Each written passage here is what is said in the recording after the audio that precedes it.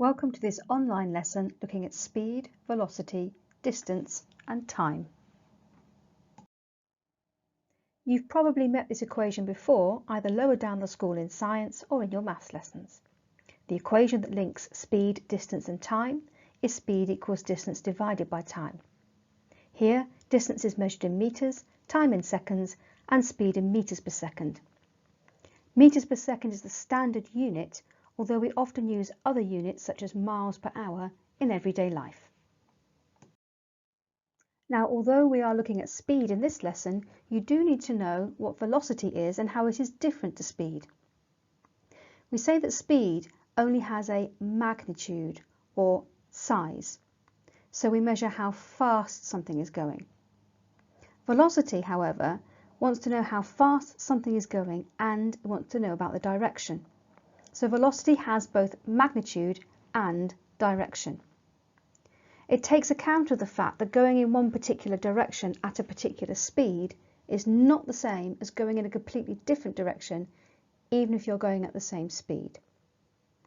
If we were to look at the equation for speed, distance and time, and to replace speed with velocity, then we ought to refer to distance as displacement as well, because displacement and velocity are both vectors. However, for the rest of this lesson, we're going to continue to refer to speed. So here is a simple example. Usain Bolt runs 100 meters in 10 seconds. Calculate his speed. We know speed equals distance divided by time, so we put the numbers in. 100 divided by 10 equals 10 meters per second. And you'll see here that I've shown both my working, the answer, and of course the unit. In this second example, a cyclist travels 2,430 meters in 101.25 seconds, and then I need to calculate the speed. Speed equals distance divided by time, so again I put the numbers in. I've got 2,430 divided by 101.25, which gives me the answer 24 meters per second. Again, you'll see I've shown both the working and the units as well. You should now pause the video and complete the first 4 questions on worksheet 8.1, which goes with this video. So let's check our answers. Question 1 says that a car travels 2,000 meters in 40 seconds. We're now going to calculate its speed. Speed equals distance divided by time.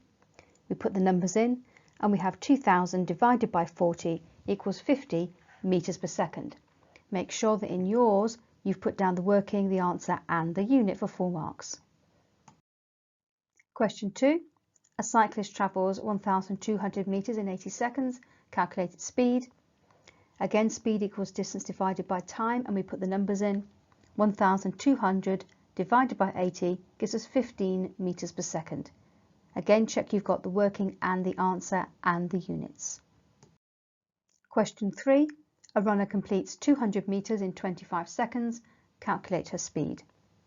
Again, we put the numbers into the equation and we have speed equals 200 meters divided by 25 seconds, which gives us 8 meters per second. And the last question in this section, question 4. A runner takes 15 seconds to run 100 meters. How fast is he running? And you'll notice this time, rather than asking to calculate the speed, they ask how fast he is, which of course is the same thing. So again, we're going to do speed equals distance divided by time. 100 divided by 15 gives us 6.66666 recurring. So you can see here, I've rounded it up to 6.7 meters per second. Up to now, we've used this equation to calculate speed. However, we can also use it to find distance or time. In this example, Usain Bolt runs at 8 meters per second for 50 seconds. We've asked to calculate how far he gets. So we know that 8 meters per second is his speed, and we know that he's going for a time of 50 seconds, and we're being asked to calculate how far he gets, which obviously means to calculate his distance. So what we're doing next is we're putting the numbers into the equation. So we know that the speed is 8, so I've put 8 in here. We know that the time is 50, so I've put 50 down here, which leaves us working out the distance. Down the bottom here, I've put the numbers in, so the distance is equal to 8 times 50, which gives us 400 metres. Now I like using the method of putting the numbers into the equation because it works for absolutely everything. However, for our simpler equations, we can use an equation triangle such as the one shown here. You may also be using these in maths, in which case this is a good method if you feel very comfortable using it. The way it works is this. In this particular question, we've been asked to calculate how far Usain Bolt gets, and therefore we're looking for his distance. We do already know that he's running at 8 meters per second, so there's his speed, and we also know that the time is 50 seconds. So what I'm going to do here is I'm going to cover up distance because that's what I'm trying to calculate. Having covered up the d for distance on my equation triangle, I'm now left with s for speed and t for time at the bottom, and because they're next to each other, in effect they are multiplied together. So that means that distance is equal to speed times time. Again, I put the numbers in just as I was doing earlier, in which case we know that the speed is 8 and we know that the time is 50, and so when I do my calculation I end up with the answer 400 meters. Now pause the video, go back to the worksheet and complete questions 5 and 6. So here are the answers. Question 5. A cyclist travels at 15 meters per second for 30 seconds. How far does she get? So we know that the speed is 15 meters per second and we know the time taken is 30 seconds, and we're being asked for how far she gets. So we're being asked to work out distance. Now I've put both examples of the different methods here. In the first one over on the left hand side, I've written the equation speed equals distance divided by time, and then I've put the numbers in. So we know that the speed is 15, so that's gone in there, and I know that the time is 30, so that's gone in there, leaving me to calculate the distance. Then I've rearranged the numbers below to show that 15 times 30 gives me an answer of 450 meters. On the right hand side there, I've put in our equation triangle and I've covered up d for distance because we're calculating distance. As we mentioned earlier, that means that on the bottom we've got speed times time. If I calculate speed times time, then again I'm putting in 15 meters per second times 30 seconds, and I get exactly the same answer, which is 400 meters. Question 6. A skier travels at 40 meters per second for 120 seconds. How far does he travel? So again, I'm going to identify my numbers up here. I've got a speed of 40 meters per second and a time of 120 seconds. And again, I'm being asked how far does the skier travel, which means I'm being asked to calculate a distance. Once again, on the left hand side, I'm using the equation speed equals distance divided by time. I now put the numbers in. The speed is 40.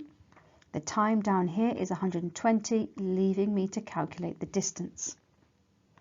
I now rearrange the numbers, and as you can see at the bottom, I've got 40 times 120 equals 4,800 meters. Similarly, over on the right hand side, I've set up my equation triangle again, and I've covered up d for distance because I'm calculating distance. That leaves me again with speed times time on the bottom. If I do that, then I've got a speed of 40 multiplied by a time of 120, giving me an answer of 4,800 meters. So in this example, Usain Bolt runs 100 meters at 12.5 meters per second, but this time I'm being asked to calculate how long it takes him to do that run. So now I'm being asked to find time. Once again, I can start with the equation, which is speed equals distance divided by time. If I put the numbers into the equation, we know that the speed is 12.5 and we know that the distance is 100, but what we don't know is the time, which is down here. Again, if I rearrange the numbers, I end up with time is equal to 100 divided by 12.5, giving me an answer of 8 seconds. Or, if I prefer to, I could use the equation triangle. In this case, because I'm calculating time, I cover up t for time, leaving me with distance and speed on my equation triangle. Now the line between them, if I imagine that I put a dot on the top and a dot on the bottom, then it's a dividing sign. So time is equal to distance divided by speed. If I now put my numbers in, I've got time equals 100 divided by 12.5, which still leaves me with the answer of 8 seconds. Now I'll pause the video again and have a go at questions 7 and 8 on the worksheet. So here are the answers. Question 7. A skater travels 200 metres at a speed of 20 metres per second. How long does it take her? So again, we're identifying our information here. We've got 200 metres as the distance and we've got a speed of 20 metres per second. And this time we're being asked how long does it take her? So we're looking for time. Again, I've put the equation on the left hand side, speed equals distance divided by time, and I'm going to put the numbers into the equation. So we know that the speed is 20 metres per second, we know the distance is 200 metres, and now I'm looking for the time. If I rearrange the numbers, I end up with 200 divided by 20, which gives me 10 seconds. Similarly, over on the right hand side, I've got my equation triangle set up. I've got distance, and remember this is like a little dividing line here, so I've got distance divided by speed. And again, if I put those numbers in, distance is 200 divided by a speed of 20, giving me the answer of 10 seconds. Question 8. A cyclist travels 2,000 metres at a speed of 40 metres per second. How long does it take him? Again, let's identify our information. 2,000 metres is the distance and 40 metres per second is the speed. And again, we're being asked how long it takes, so we're asked to find the time.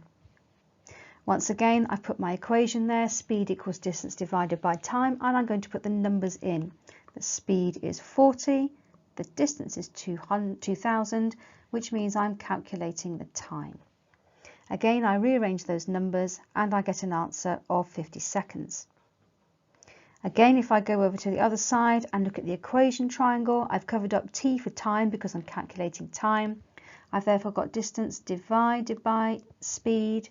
If I put the numbers in, then again, what I've got is a distance of 2,000 metres divided by a speed of 40, which gives me an answer, once again, of 50 seconds.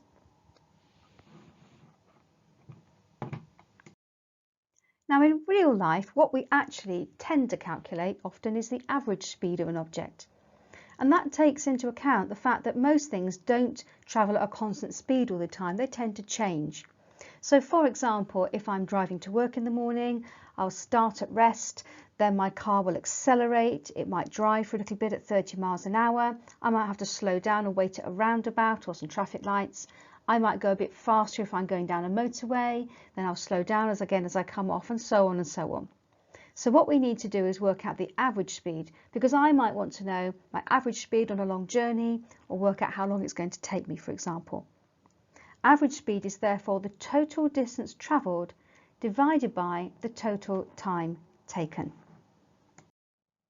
Let's have a look at an example. Rachel walks 3 metres for 3 seconds. Then she walks 6 metres in the next 4 seconds and another 7 metres in the next 2 seconds. Calculate her average speed. The average speed is the total distance travelled divided by the total time taken. If we look for the total distance, she walked 3 metres to start with, then she walked another 6 metres, and then finally another 7 metres. So we're going to add all of those together down here to get a total of 16 metres. We also need to know the total time taken.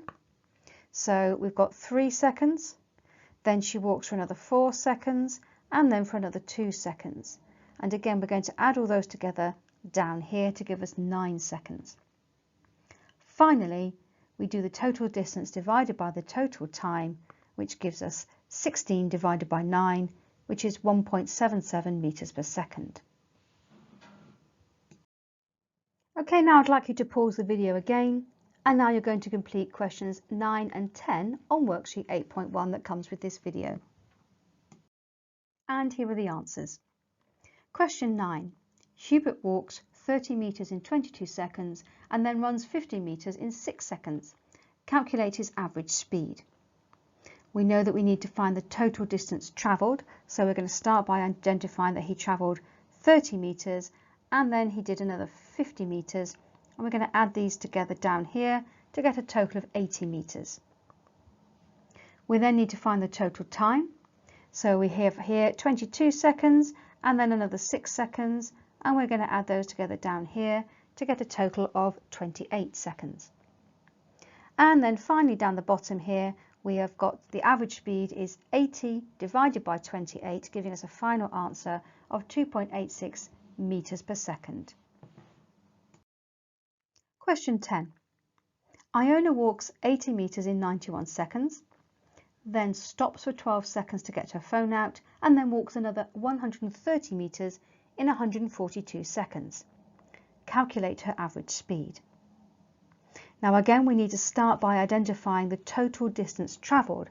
So we know she starts by walking 80 metres and then she walks another 130 metres. So down here we're going to add those two together to get 210 metres in total. Next we're going to identify the total time taken. So she walks for 91 seconds and then we mustn't forget she stops for 12 seconds, but we still need to include that in our calculation because it's part of the overall journey. Finally, she does the last 130 metres in 142 seconds. So I've identified my different times and I've added them together down the bottom to give me an answer of 245 seconds in total. And that means that finally we calculate the average speed by dividing the distance by the time.